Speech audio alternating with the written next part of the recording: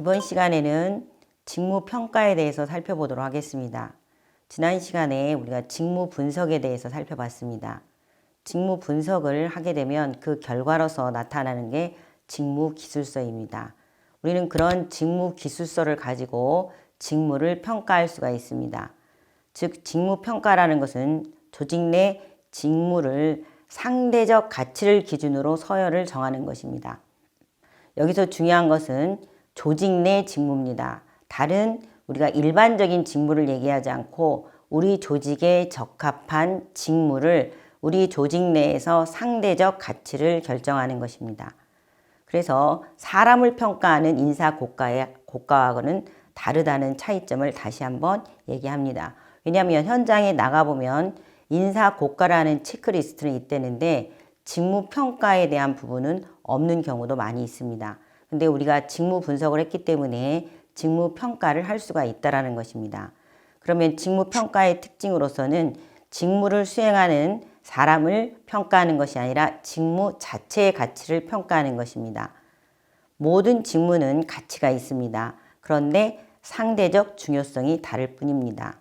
또한 직무의 가치에 대해서는 객관적인 기준이 있으나 그 객관적인 기준을 주관적인 우리 조직에 맞게 판단하는 과정을 직무평가라고 하는 것입니다. 그러면 직무평가는 어떻게 하는가 그 방법에 대해서 살펴보도록 하겠습니다. 자, 직무평가의 방법은 상대적 평가와 절대평가가 있습니다. 특히 우리가 창업 기업에서는 상대적 평가를 주로 사용할 수가 있습니다. 왜냐하면 우리가 사람을 평가할 때도 마찬가지죠. 평가를 할 때 너무 많은 경우와 적은 경우는 다를 수가 있다는 것이죠. 그래서 서열법이라는 것은 직무의 복잡성 또는 직무의 중요도와 같은 기준으로 직무의 서열을 결정하는 것입니다. 특히 창업기업에서는 직무가 많지 않기 때문에 5개가 있다, 10개가 있다 그러면 우리가 서열로 정할 수가 있다는 거죠. 왜냐하면 창업자나 경영자들은 이 직무가 우리 기업에, 우리 전략에 중요하다, 않다라는 것을 판단할 수가 있기 때문입니다. 그래서 서열법은 판단하시면 되겠다는 거죠. 그런데 그 기준이 뭐냐? 복잡하냐, 중요하냐, 위험하냐, 숙련도냐 이런 기준을 가지고 평가를 하시면 됩니다. 조금 더 기업이 성장하게 되면 분류법을 사용할 수가 있습니다.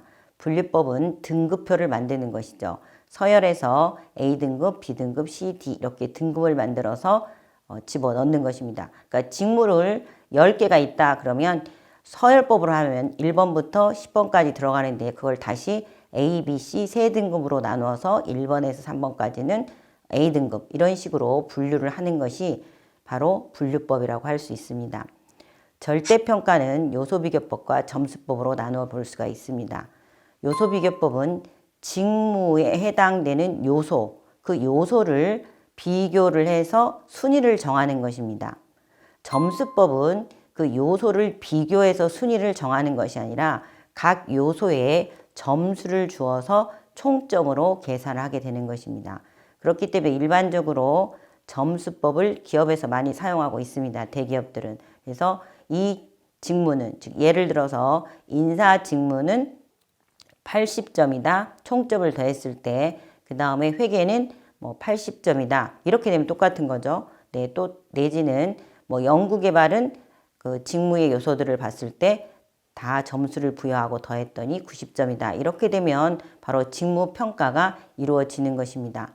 그런데 우리가 창업기업에서는 이 직무의 수준을 다 더하는 것이 어려울 수가 있겠습니다. 그러면 앞에서 우리가 직무 분석을 할 때도 NCS의 도움을 받았습니다. 그 NCS의 도움을 받아서 우리가 직무의 상대적 가치를 또 도움을 받을 수도 있습니다.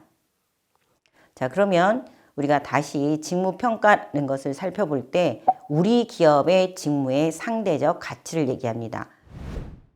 우리 조직에서 이 직무가 중요하다, 난이도가 높다, 위험하다, 학습 준비도라고 얘기하는 것은 자, 경력 등을 얘기할 수가 있겠죠. 이미 외부에서 경력을 가져왔다. 그러면 우리 조직에서는 학습하지 않아도 된다라고 하는 거죠. 또 내지는 우리 조직에 들어왔을 때 OJT나 OFJT를 통해서 학습이 필요하다. 이런 것들을 평가할 수 있다는 거죠. 그 기준을 가지고 5점 척도로 평가하시면 됩니다. 그럼 NCS를 보면 직무 수준이 1번, 2번 해서 8수준까지 있는데요. 모든 수준이 다 8수준은 아닙니다. 직무에 따라서도 다르다라는 것입니다. 그러면 예를 들어서 우리가 인사 직무의 수준을 한번 살펴보도록 하겠습니다. 인사 직무는 2수준부터 8수준까지 있는 게 아니라 6수준까지가 있습니다. 우리가 보통 이 수준은 고졸사원들의 수준을 얘기하는 것이고요. 또는 3수준은 여기서 주임 수준인데 전문대졸 수준을 얘기하고 4수준은 대리 정도에서 4년대 졸을 얘기하고 그 다음 5수준은 이제 그 기업에 따라서 경력을 요구할 수가 있겠죠.